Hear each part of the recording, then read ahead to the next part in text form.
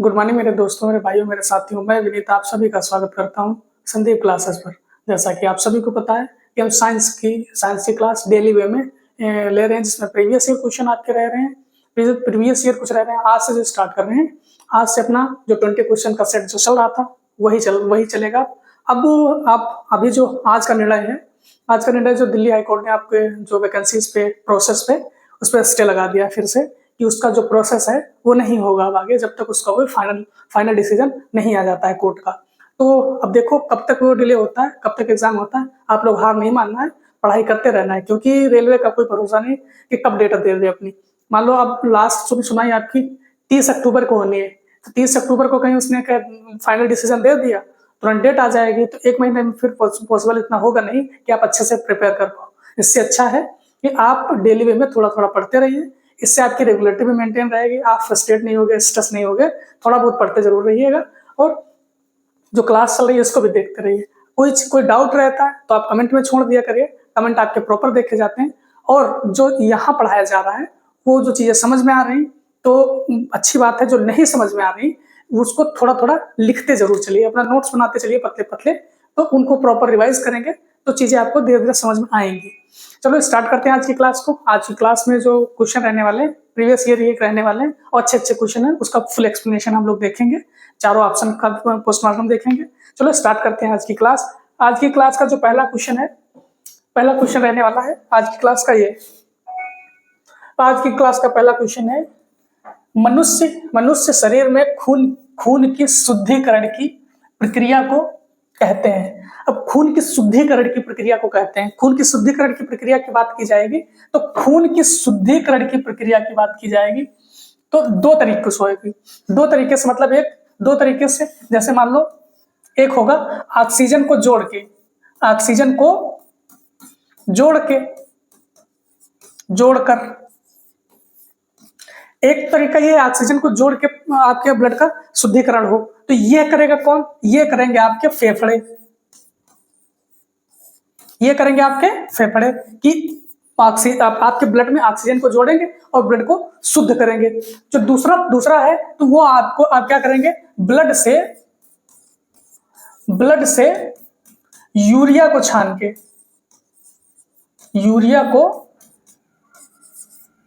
छानकर शुद्ध करता है। शुद्ध करना ये करेंगे। ये कौन करेगा? तो आपको पता चल रहा होगा कि यूरिया को छानता खाली कौन छानता है, तो आपकी किडनी छानेगी। किडनी या फिर वृक्क ये छानेगी। अब देखो यहाँ पे आपको डाउट होगा कि यूरिया कहाँ पे बनेगा। यूरिया का निर्माण होगा तो लीवर में होगा। यूरिया का निर्माण कहाँ होगा? अगर यूरिया की बात करेंगे, यूरिया का निर्माण कहाँ होगा, तो यूरिया का निर्माण होगा आपके लीवर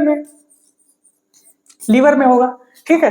अब देखो क्वेश्चन कह रहा है खून का शुद्धिकरण की प्रक्रिया को क्या कहते हैं। देखो खून की शुद्धिकरण की प्रक्रिया को शुद्धिकरण दो तरीके से किया जाएगा, लेकिन इसकी आर्टिफिशियल जो प्रक्रिया होगी उसको डायलिसिस बोलेंगे। हम क्या बोलेंगे? डायलिसिस।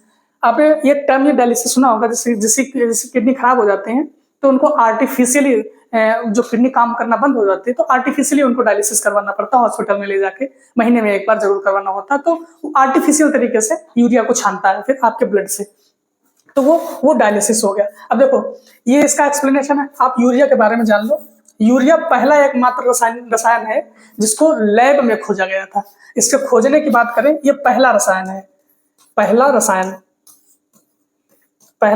है जिसको लैब में खोजा गया, जिसका लेबोरेटरी में खोज हुई। तो इसके खोज की बात करेंगे तो वोहलर साहब ने खोजा था। वोहलर साहब ने खोजा किससे था? तो अमोनियम साइनाइड से खोजा था। किससे? Ammonium cyanide. किससे? अमोनियम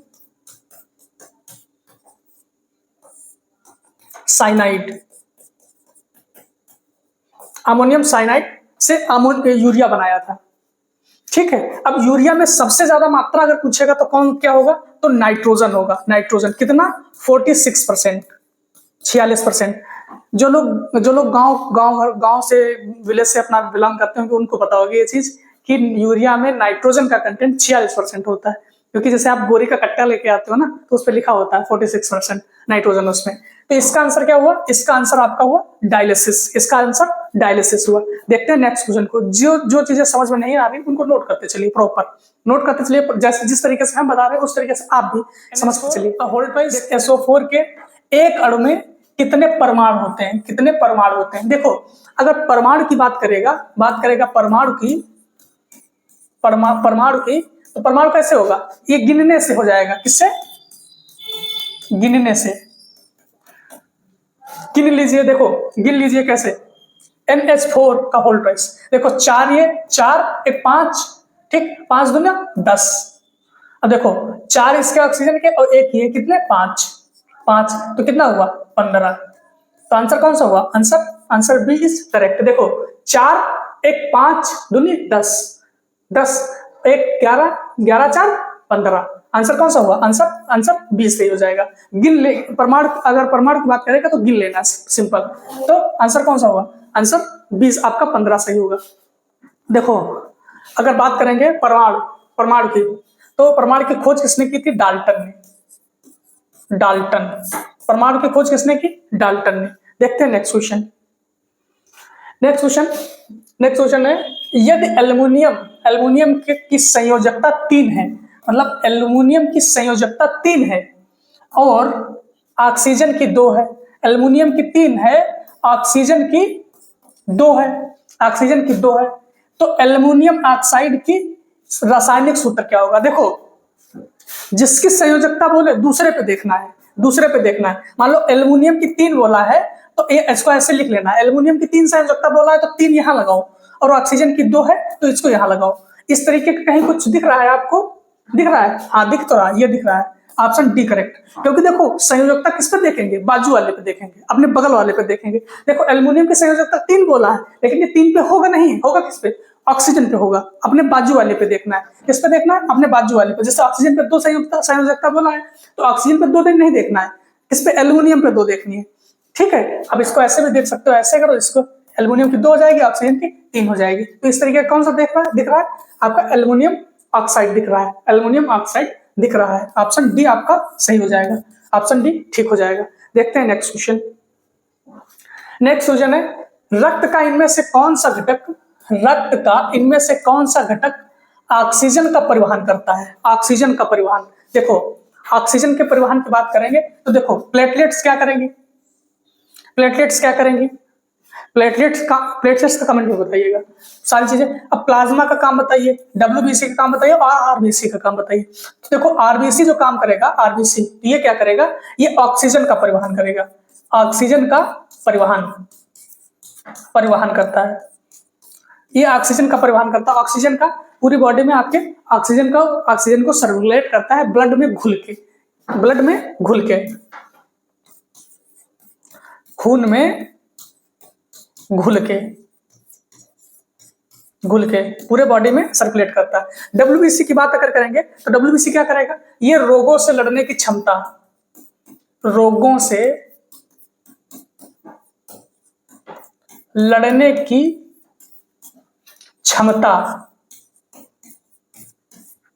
प्रोवाइड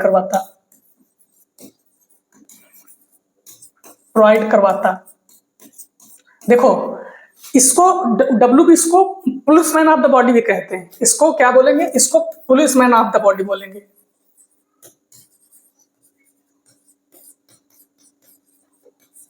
ये काहे बोलते हैं इसको? भाई ये ऐसा करता है कि किसी रोग को इंटेक्ट करने से बचाता है। कोई रोग जल्दी अपनी बॉडी में इंटेक्ट करेगा तो सबसे पहले WBC उसको रोकेगा कि नहीं भैया, नहीं आना। तो इस वजह से इसको क्या बोलेंगे? पुलिसमैन ऑफ द बॉडी बोलेंगे। देखो प्लाज्मा क्या बोलेंगे? प्लाज्मा क्या होता है? ये लिक्विड पार्ट होता है ब्लड का, खून का, रक्त का द्रव भाग या लिक्विड पार्ट होता है। ये प्लाज्मा करता क्या है? ये फूड जो खाते हो उसको परिवहन करता है, उसको आगे पुश करने में मदद करता है प्लाज्मा। अब प्लेटलेट्स क्या होंगी? प्लेटलेट्स भी एक ब्लड का ही भाग होता है, जो जैसे इसका भाग होगा आपका ब्लड कार्पसल्स का भाग होगा। इसका blood blood corpuscles, blood corpuscles का भाग होता है। अब देखो ये सारी चीजें लिख ली। अब आरबीसी के बारे में अगर और जानना है, आरबीसी के बारे में, तो देखो आरबीसी के बारे में यहाँ पे लिखना चीजें, यहाँ पे आरबीसी के बारे में। इसको अगर बात करेंगे तो इसको बोलते हैं red blood cell, red blood cells, इसको रेड ब्लड सेल्स बोलेंगे। लाल रक्त कणिकाएं, देखो इसको अगर जीवन काल की बात करेंगे तो 120 दिन होगा, 120 दिन होगा। काम इसको ऑक्सीजन का ट्रांसपोर्टेशन करेगा, ठीक है। अगर इसके बात करेंगे बनेगा कहां, तो अस्थि मज्जा में बनेगा, ठीक। टूटेगा कहां, तो कहां, प्लीहा में। प्लीहा को एक चीज और बोलेंगे, किसको क्या बोलेंगे, आरबीसी का कब्रिस्तान बोलते हैं इसको, आरबीसी का कब्रिस्तान, आरबीसी का कब्रिस्तान भी बोलते हैं इसको, प्लीहा को, ठीक है। ये आरबीसी के बारे में। अगर डब्ल्यूबीसी के अगर जीवन काल की बात करें तो 3 से, इसके जीवन काल की बात करेंगे तो 3 से 7 दिन इसके जीवन की काल की बात करेंगे। तो ये आपके ब्लड के बारे में जानकारी पूरी है। जो नहीं आ रहा उसको लिखते चलिए। देखते हैं नेक्स्ट क्वेश्चन है ये, नाखून काटते समय दर्द नहीं होता है क्योंकि, देखो नाखून में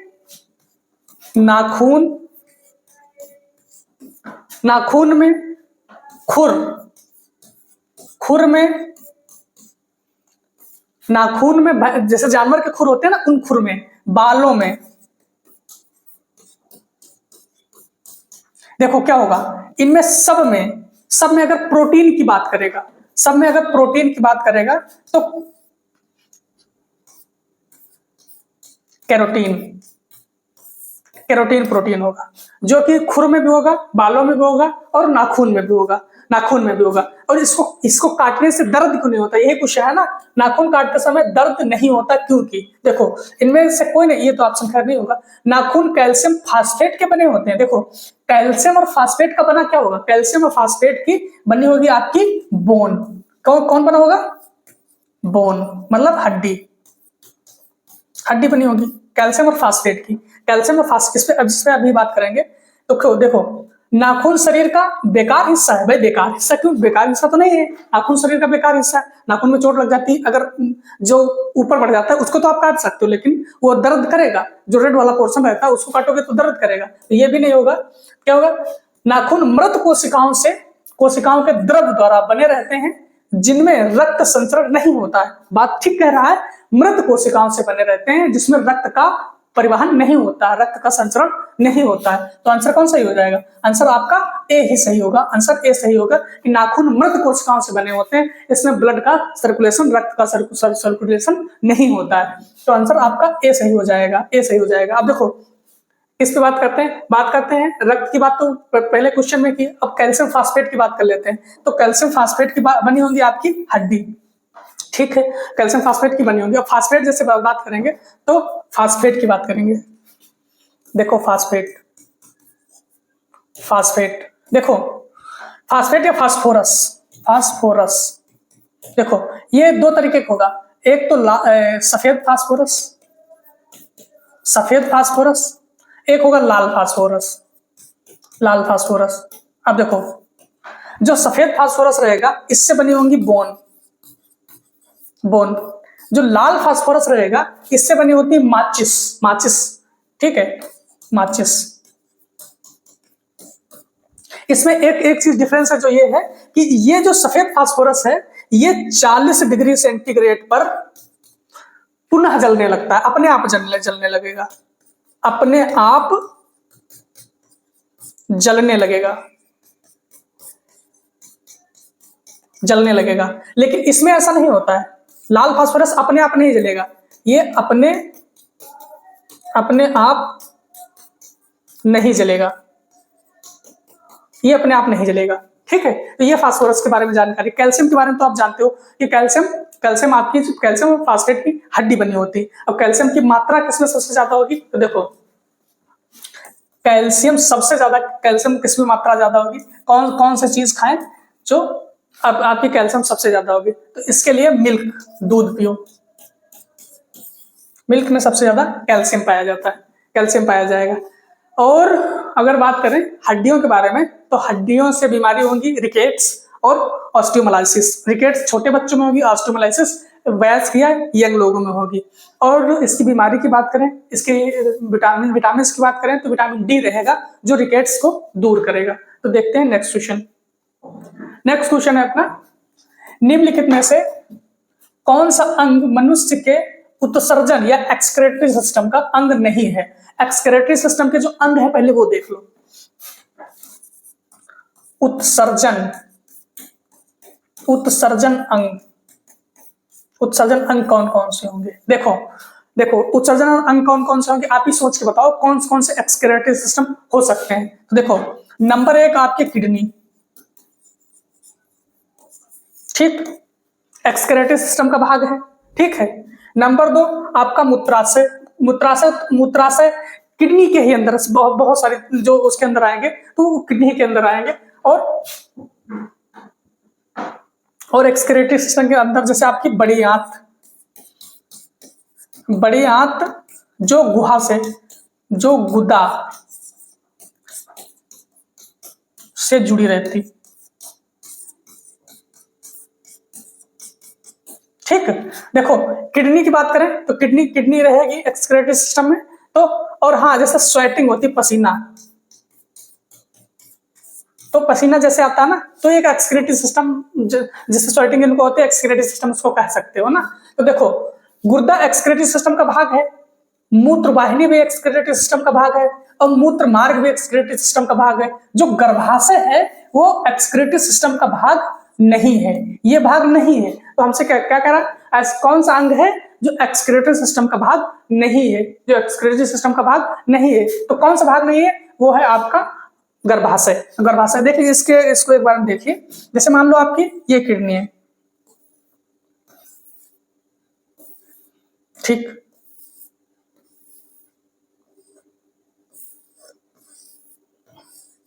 ये किडनी है, ये आपकी क्या है, ये है किडनी,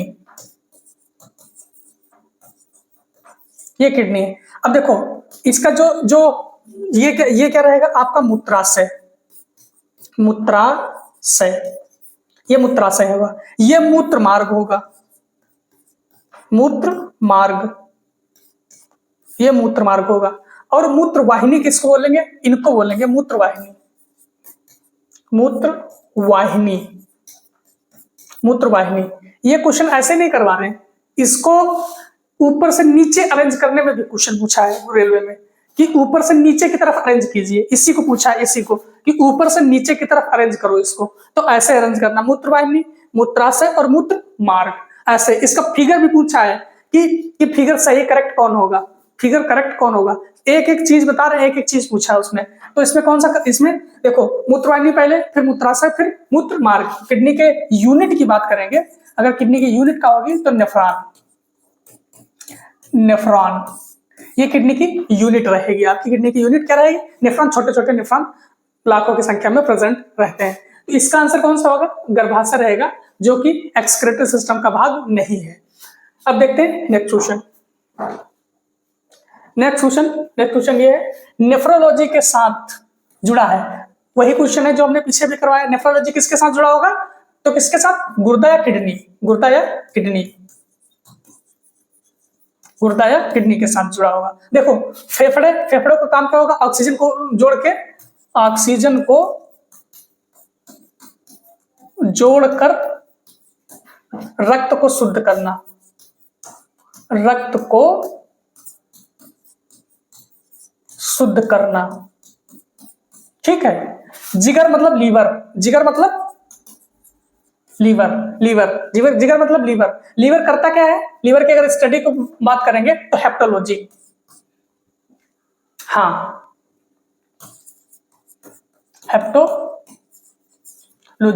अगर देखो कोई आदमी जहर खाया हुआ है, जहर खाया हुआ, दारू पिया हुआ, दारू पिया हुआ,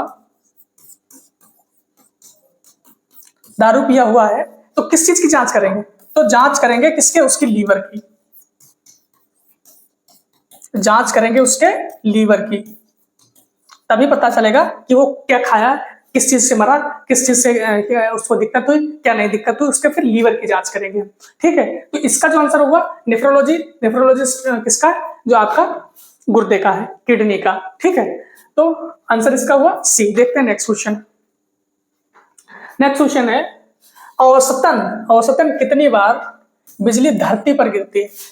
आरआरबी में कम से कम 10 बार पूछा हुआ क्वेश्चन है कि औसतन कितनी बार धरती पर बिजली गिरती है। तो इसको एक बात याद रखिए, 100 बार, 100 टाइम्स, 100 बार प्रति सेकेंड, 100 बार प्रति सेकेंड, 100 बार। आंसर ए का करेक्ट है। प्रति सेकेंड, प्रतिदिन 100 बार नहीं, प्रतिदिन 1000 नहीं, प्रति घंटा नहीं, प्रति सेकेंड 100 बार। कितना? प्रति सेकेंड 100 बार, प्रति सेकेंड 100 बार बिजली पृथ्वी पर, धरती पर गिरती है। ये स्टैंडर्ड क्वेश्चन, इसको याद ही रखना पड़ेगा और कोई दूसरा तरीका नहीं है। देखते हैं next question. Next question, MRI किसका संक्षिप्त रूप है? एमआरआई मतलब एमआरआई, एमआरआई। देखो एमआरआई जैसे बहुत छोटी चीजों को देखना रहता है तब एमआरआई करवाते हैं। तो देखो बहुत बारीक चीजें,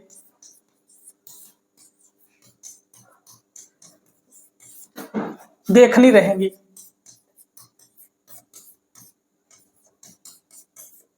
तब करवाएंगे। सब चीज का एमआरआई होता है। जनरली लोग ब्रेन का करवाते हैं क्योंकि ब्रेन में बहुत बहुत छोटी छोटी वेन्स होती है, तो उसमें बहुत छोटी छोटी वेन्स होने के कारण उसका एमआरआई करवाते हैं। तो इसका अगर संक्षिप्त रूप देखेंगे तो मैग्नेटिक रेजोनेंस आई से क्या हो जाएगा? इमेजिंग। इमेज नहीं बोल होती कि इमेज वाली इमेजिंग, इमेज तो इमेजिंग तो क्या हो जाएगा? मैग्नेटिक रेजोनेंस और इमेजिंग। तो देखो मेडिकल रिसर्च है, इमेजिंग नहीं, मीडिया रिसर्च नहीं, मेडिकल रिसर्च नहीं, क्या होगा? Magnetic resonance and imaging. Magnetic होगा ये ना, मैग्नेटिक। ठीक है, तो आंसर कौन सा सही? आंसर बी सही हो जाए। देखते हैं नेक्स्ट क्वेश्चन। नेक्स्ट क्वेश्चन अपना है, कौन सा उपकरण ध्वनि तरंगों को विद्युत तरंगों, कौन सा उपकरण ध्वनि तरंगों को विद्युत संकेतों में परिवर्तित करता है? तो देखो ध्वनि तरंगों को कह रहा है ना, कौन सा उपकरण ध्वनि तरंगों को विद्युत संकेतों में परिवर्तित करता है? विद्युत संकेतों में परिवर्तित करता है। तो देखो आप हेडफोन की बात करो पहले। हेडफोन क्या करेगा? हेडफोन करेगा आपका ध्वनि का ट्रांसफर करेगा हेडफोन। ठीक है, लाउड स्पीकर क्या करेगा? लाउड स्पीकर तुमको विद्युत से ध्वनि में बदलता है। क्या करेगा? विद्युत से ध्वनि में बदलेगा। ठीक है, अब देखो माइक्रोफोन क्या करेगा? माइक्रोफोन करेगा ध्वनि को विद्युत में, क्या करेगा? ध्वनि को विद्युत में, क्या करेगा? ध्वनि को विद्युत में। माइक्रोफोन क्या करेगा? ध्वनि को विद्युत में करेगा, ध्वनि को विद्युत में। तो आंसर कौन सा सही हो जाएगा? आंसर माइक्रोफोन सही होगा, जो ध्वनि को विद्युत में कन्वर्ट करता है। तो आंसर आपका ए सही हो जाएगा। अच्छा बताओ डायनामो किस पर काम करेगा? डायनामो क्या करेगा? डायनामो क्या करेगा? मोमबत्ती क्या करेगी? तो देखो डायनामो क्या करेगा? यांत्रिक ऊर्जा को विद्युत ऊर्जा में बदलेगा, विद्युत ऊर्जा में बदलेगा। मोमबत्ती क्या करेगी?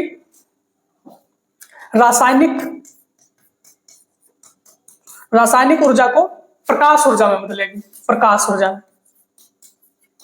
ऊर्जा में बदलेगा। अब देखो मोटर क्या करेगा? मोटर क्या करेगा बताओ? मोटर विद्युत ऊर्जा को, विद्युत को किसमें बदलेगा? यांत्रिक में। यही डिफरेंस है मोटर और डायनेमो में। डायनेमो क्या करता है? डायनेमो करेगा यांत्रिक से विद्युत, और मोटर क्या करेगा? विद्युत मोटर क्या करेगा? इसको मोटर लिखो ना, विद्युत मोटर लिखो, विद्युत मोटर क्या करेगा? विद्युत को यांत्रिक में बदलेगा, विद्युत मोटर विद्युत को यांत्रिक में, डायनेमो यांत्रिक को विद्युत में, मोमबत्ती रासायनिक से प्रकाश ऊर्जा में। बहुत सारे ऐसे आप सारी चीजें पढ़ते चलिए, सारी चीजें जो हम मेरी कोशिश ये रहती है कि ज्यादा से ज्यादा आपका रिवीजन हम करवा पाए। देखते हैं नेक्स्ट क्वेश्चन। नेक्स्ट क्वेश्चन है खाने का नमक NaCl किससे बना होता है? तो खाने का नमक NaCl किससे बना होगा? तो देखो इसकी एक चीज याद रखो, इसकी एक चीज रखो, देखो कौन सी चीज, मजबूत अम्ल प्लस मजबूत क्षार मिलके क्या बनाएंगे? लवण, मतलब नमक, लवण प्लस जल बनाएंगे। लवण मतलब कौन सा? यही NaCl बनाएंगे। ठीक है, क्या बनाएंगे? मजबूत अम्ल और मजबूत क्षार मिलके लवण प्लस जल बनाएंगे। मजबूत अम्ल और मजबूत क्षार, मजबूत अम्ल और मजबूत क्षार।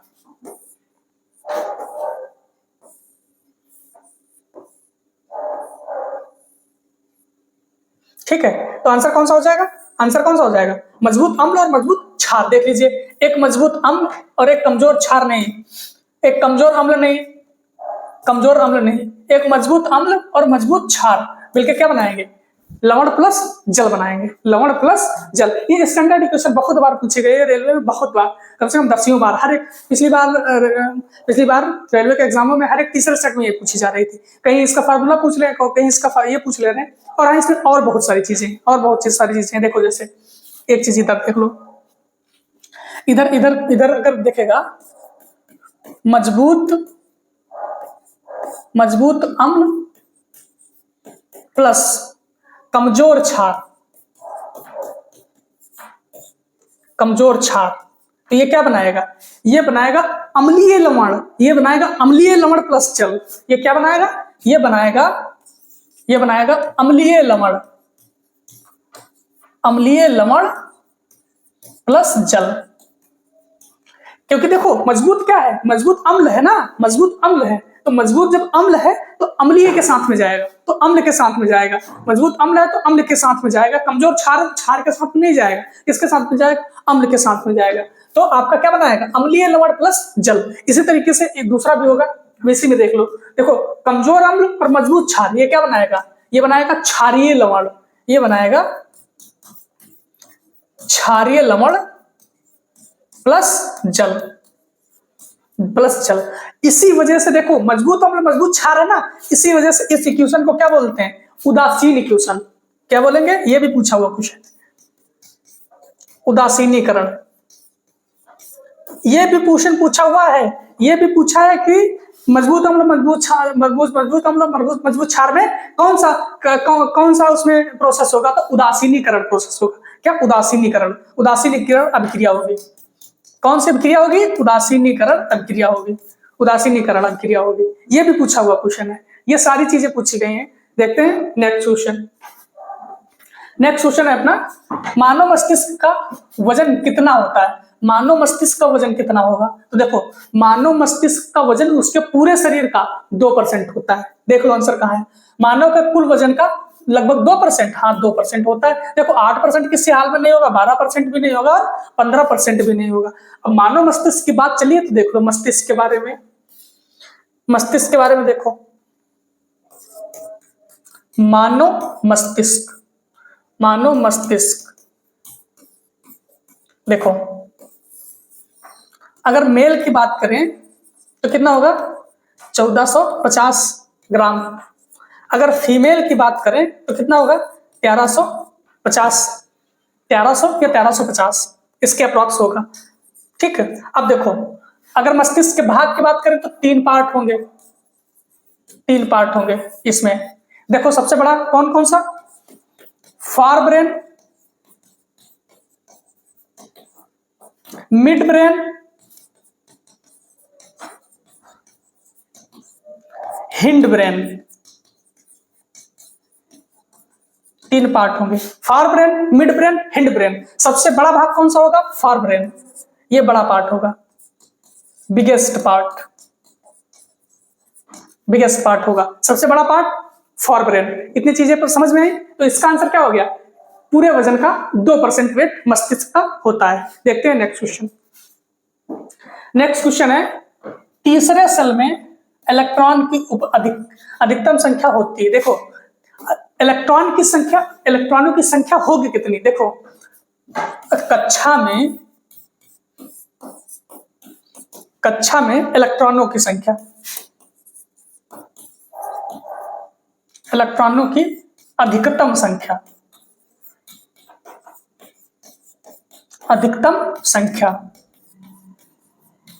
कितनी होगी?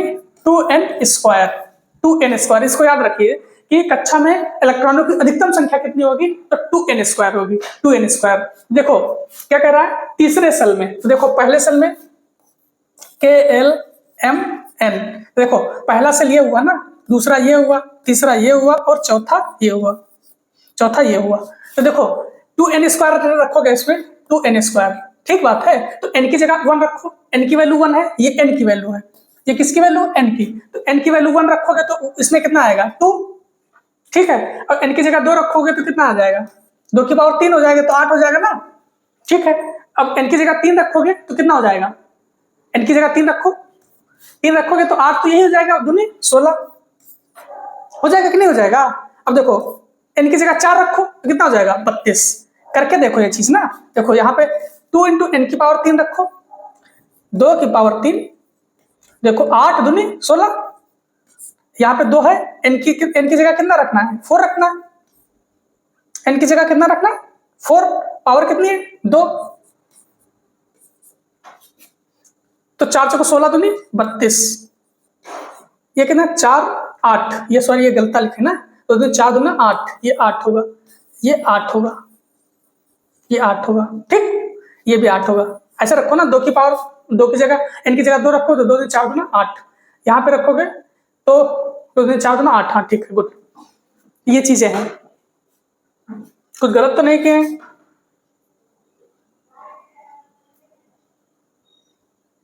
हाँ गलत किए हैं, बिल्कुल गलत किए हैं, इसमें गलत किए हैं।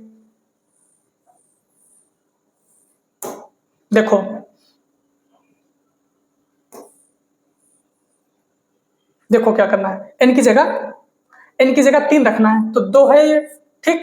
n की जगह रखा 3 स्क्वायर, देखो 3 3 9 दूना 18, ये आएगा 3 3 9 दूना 18, ये कितना आएगा? ये 4 चौको 16 दूनी 32। तो ये तीसरे सेल में पूछा है ना, तीसरे सेल में कितना आएगा? तीसरे सेल में कितनी है? 3 रखो, 3 3 9 दूनी 18। आंसर कौन सा सही होगा? आंसर डी सही होगा, आंसर डी सही होगा, ठीक है, आंसर डी सही होगा। ऐसे याद रखा करो, 2 8 8 18 32, 3 2 5, 2 8 8 18 18 18 18 32 32 अधूरा, 32 अधूरा। देखो पहले में कितना? 2, दूसरे में 8, तीसरे में 8, ये एक स्टैंडर्ड है, उसका याद रखिए। पर निकालने को बोलेगा तो ऐसे निकालना है, 2n स्क्वायर करके, तो कितना हुआ? 18, ठीक है, ये एक स्टैंडर्ड है, उसको नहीं लिखना है। देखते हैं नेक्स्ट क्वेश्चन। नेक्स्ट क्वेश्चन है, एक यौगिक नहीं है, एक यौगिक नहीं है। यौगिक नहीं है तो मतलब क्या होगा? यौगिक नहीं है तो क्या है फिर? यौगिक नहीं है तो तब तो होगा फिर, या तो मिश्रण होगा, है बात नहीं? देखो एक बात ये देख लो, शुद्ध और अशुद्ध, देखो तत्व और यौगिक, तत्व और यौगिक की बात पहले सुनो, तत्व यौगिक और मिश्रण। देखो तत्व और यौगिक और मिश्रण के बारे में खाली बस थोड़ा थोड़ा याद रखो। तत्व यह होगा, ये अकेले फार्मूले से बना होगा, सिंगल फार्मूला, फार्मूला होगा बट अकेले होगा। क्या होगा? अकेले होगा। एग्जाम्पल के तौर पे क्या? जैसे हाइड्रोजन, नाइट्रोजन, कार्बन, ऑक्सीजन ना, ऑक्सीजन, ये सब चीजें ये अकेले हैं। देखो दूसरे के साथ नहीं है ना। यौगिक में सूत्र इसका भी होगा, फार्मूला होगा, सूत्र होगा, बट अकेले नहीं होगा। क्या होगा? अकेले नहीं होगा। इसका एग्जांपल देखो कैसे, मान लो H2O, SO2, NO2, देखो अकेले हैं, अकेले नहीं है, यौगिक है ये। मिश्रण में कोई सूत्र नहीं होगा, कोई सूत्र नहीं होगा, इनका कोई सूत्र नहीं होगा मिश्रण का, ठीक है। तो ये बात याद रखो। अब देखो लेड का लिखो, लेड का कैसे लिखोगे, PP। चाक खड़िया का क्या लिखोगे, कैल्शियम ऑक्साइड, खड़िया हो गई। Hydrogen sulphide H2S, sulphur dioxide, sulphur dioxide SO2, ये सल्फर डाइऑक्साइड हो गया। तो देखो कह रहा यौगिक नहीं है, तो देखो सल्फर डाइऑक्साइड 2 के साथ में यौगिक है, हाइड्रोजन सल्फाइड भी 2 के साथ में यौगिक है, और चाक खड़िया भी आपका कैल्शियम ऑक्साइड है 2 के साथ में। देखो लेड अकेले है, देखो लेड अकेले है ना, तो लेड अकेले है तो ये क्या है, यौगिक नहीं है, ये क्या है, ये तत्व है, ये तत्व है। तो आंसर कौन सा सही होगा, आंसर आपका लेड सही हो जाएगा, आंसर लेड सही होगा, क्योंकि ये यौगिक नहीं है, यौगिक नहीं मतलब तत्व है। तो आंसर कौन सा सही होगा, आंसर आपका ए करेक्ट हो जाएगा, आंसर ए करेक्ट हो जाएगा। देखते हैं नेक्स्ट क्वेश्चन। नेक्स्ट क्वेश्चन है इनमें कौन सा रासायनिक परिवर्तन नहीं है। अब देखो रासायनिक परिवर्तन और भौतिक परिवर्तन के बारे में एक बात बस जान लो, रासायनिक परिवर्तन, रासायनिक परिवर्तन, रासायनिक परिवर्तन में क्या होगा, अभिक्रिया के बाद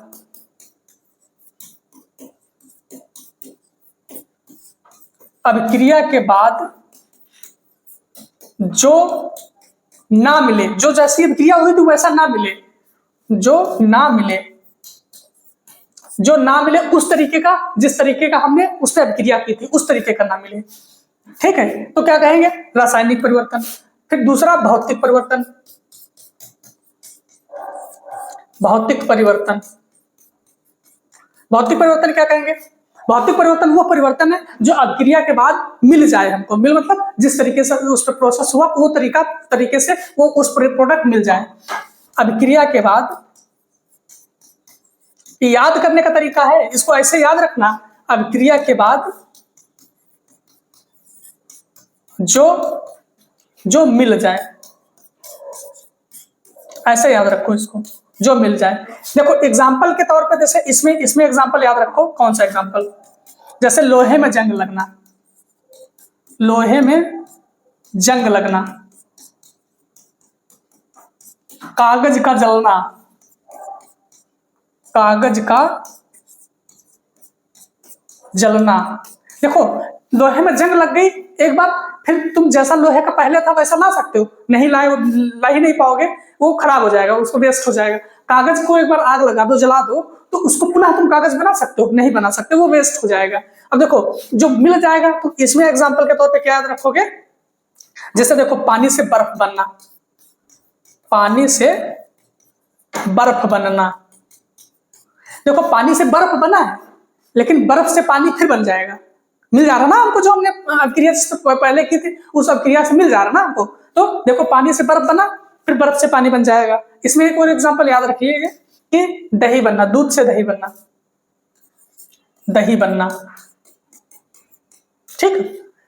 तो अब यार इसमें देखो कह रहा है इनमें से कौन सी रासायनिक परिवर्तन नहीं है, रासायनिक परिवर्तन नहीं है तो कौन सा परिवर्तन है, परिवर्तन फिर भौतिक परिवर्तन होगा उसमें। देखो ईंधन का दहन, ये रासायनिक परिवर्तन है, ये आंसर नहीं होगा आपका। अम्लीकृत जल का वैद्युत अपघटन, ठीक है। ऑक्सीकृत लोहे में जंग लगना, तो हमने एग्जांपल ही बता दिया क्या है, रासायनिक परिवर्तन है, ये आंसर नहीं होगा। प्लेटिनम तार का जलना, ये रासायनिक परिवर्तन है, तो क्या होगा, अम्लीकृत जल का विद्युत अपघटन, ये क्या है, ये आपका ये है भौतिक परिवर्तन। तो आंसर कौन सा हो जाएगा, आंसर बी आपका सही हो जाएगा, ठीक है। देखते हैं नेक्स्ट क्वेश्चन।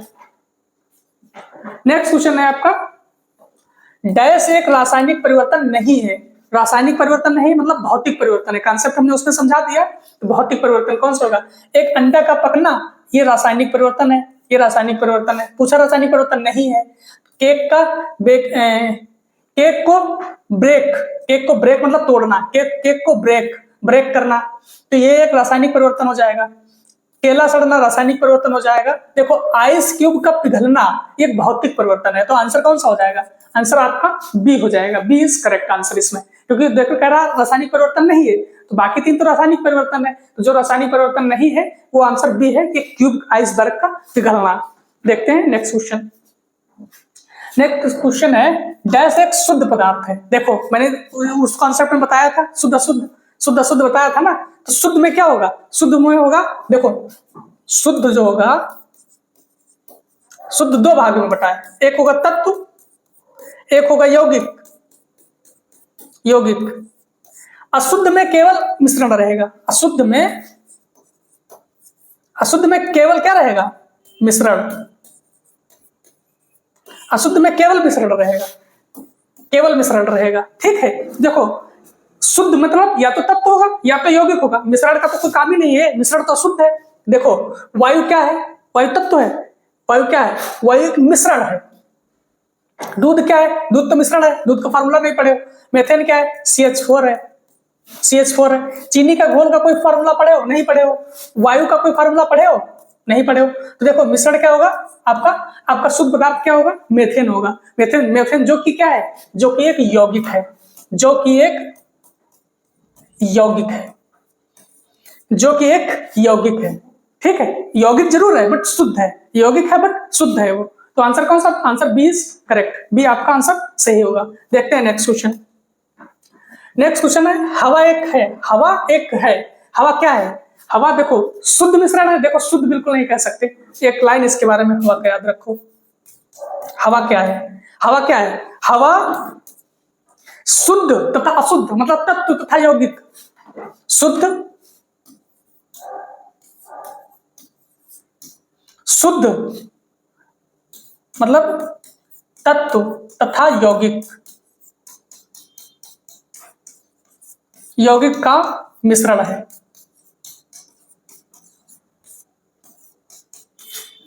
ठीक है, देखो मिश्रण कैसे है हवा, देखो हवा में आपको नाइट्रोजन भी मिलेगी, ऑक्सीजन भी मिलेगी।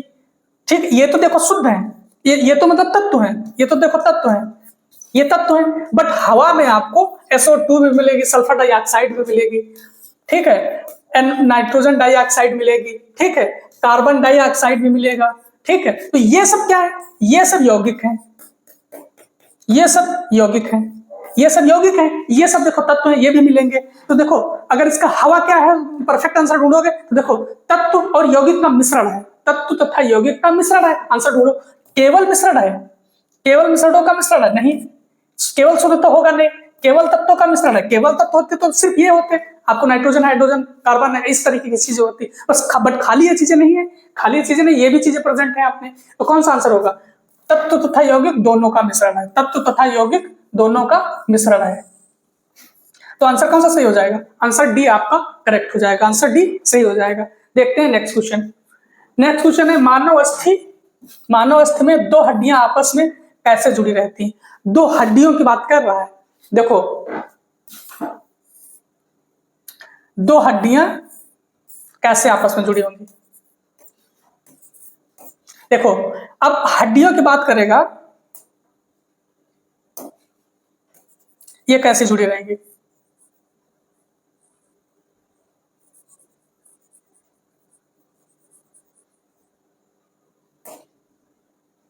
देखो हड्डियों की बात कर रहा है ना, तो देखो बोन टू बोन अगर जोड़ रहा है, बोन टू बोन, तो इसको क्या बोलेंगे, इसको बोलेंगे ligament. Ligament, bone to bone जोड़ रहा है उसको ligament, bone to bone ligament. तो देखो बोन टू बोन लिगामेंट जोड़ रहा है। एक क्वेश्चन आपको फिर घुमाएगा कि बोन को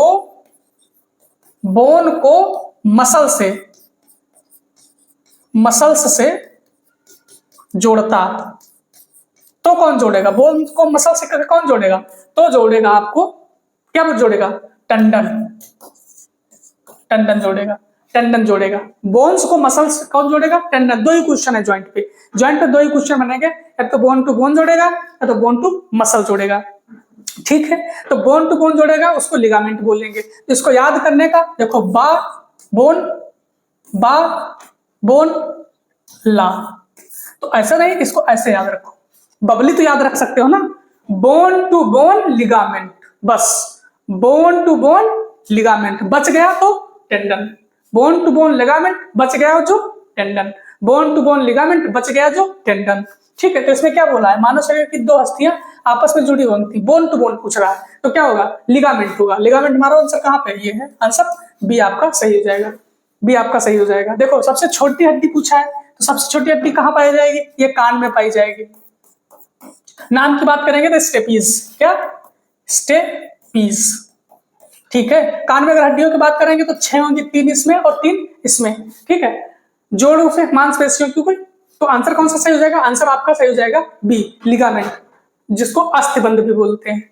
नेक्स्ट क्वेश्चन चलते हैं। नेक्स्ट क्वेश्चन है, मनुष्यों में मांसपेशियों को हड्डियों से जोड़ता है। देखो सेम वही क्वेश्चन आ गया, पलट के उसने ये पूछ लिया कि मनुष्यों में पेशियों को हड्डियों से जोड़ेगा। तो देखो पेशी को हड्डी से जोड़ रहा है, पेशी को हड्डी से जोड़ रहा है, तो लिगामेंट तो होगा नहीं, तो कौन सा होगा, टेंडन होगा। ढूंढो टेंडन, टेंडन मतलब कंडरा, ये टेंडन भी बोलते हैं इसको, टेंडन। तो आंसर कौन सा हो जाएगा, आंसर ए इज करेक्ट। देखो तंत्रिकाक्ष ये भी नहीं होगा और ये भी नहीं, तंतु भी नहीं, तो कौन सा आंसर होगा, answer A is correct, A is correct. तो आज का सेशन यहीं पे समाप्त करते हैं। कैसा लग रहा है आपको सेशन, सारी चीजें कमेंट में बताइएगा। प्लीज सपोर्ट जरूर करिएगा और हमारे जो चैनल को सब्सक्राइब भी करिए और अपने दोस्तों में क्लास को शेयर करिएगा। और जो आप लोग सजेस्ट करिए कि क्या हम इम्प्रूवमेंट कर सकते हैं क्लास में और किस तरीके से आपको पढ़ना है, वो सारी चीजें आपको अवेलेबल करवाई जाएंगी। Thank you.